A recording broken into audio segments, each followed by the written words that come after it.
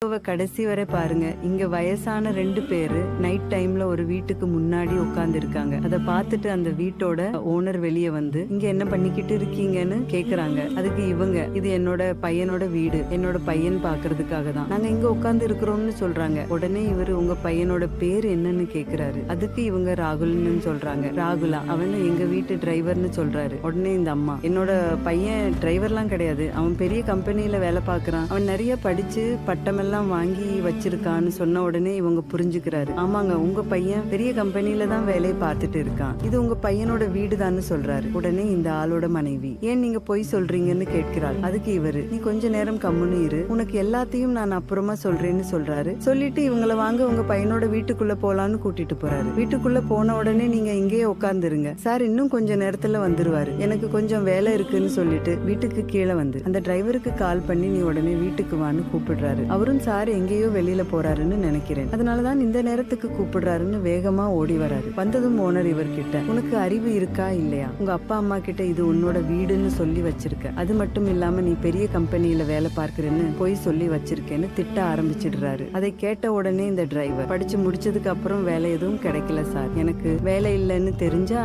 எங்க அம்மா அப்பா உயிரையே விட்டுருவாங்க, அதனாலதான் ஒரு பெரிய கம்பெனியில வேலை பார்க்கிறேன்னு சொல்லிட்டு உங்க வீட்டுல வந்து டிரைவரா வேலை பார்த்துட்டு இருக்கேன், தயவு செய்து இந்த விஷயத்த எங்க அம்மா அப்பா கிட்ட மட்டும் சொல்லிடாதீங்க, இதை கேட்டா அவங்க தாங்க மாட்டாங்கன்னு சொல்றாரு. அதை கேட்டு இந்த ஓனர், சரி பரவாயில்ல, முதல்ல வந்து உங்க அப்பா அம்மாவை பாரு, மத்ததை நான் சமாளித்துக் கொள்றேன்னு சொல்லி அவரை கூட்டிட்டு வராரு. அவரு அப்பா அம்மாவை பார்த்ததும் அவங்க கிட்ட போய் ஆசீர்வாதம் வாங்குறாரு. இந்த ஓனரோட மனைவி, நீங்க எதுக்கு பொய் சொன்னீங்கன்னு கேக்குறாங்க. அதுக்கு இவரு, நம்ம சொல்ற பொய்னால மத்தவங்க சந்தோஷப்படுவாங்கன்னா அது சொல்றதுல எந்த தப்பும் கிடையாது, நான் சொன்ன ஒரு பொய்யால அந்த குடும்பம் எவ்வளவு சந்தோஷமா இருக்கு பாருன்னு சொல்றாரு. இந்த ஓனர் செஞ்சது சரின்னு நினைக்கிறவங்க இந்த வீடியோவுக்கு ஒரு லைக் போட்டு கமெண்ட்ல சூப்பர்னு கமெண்ட்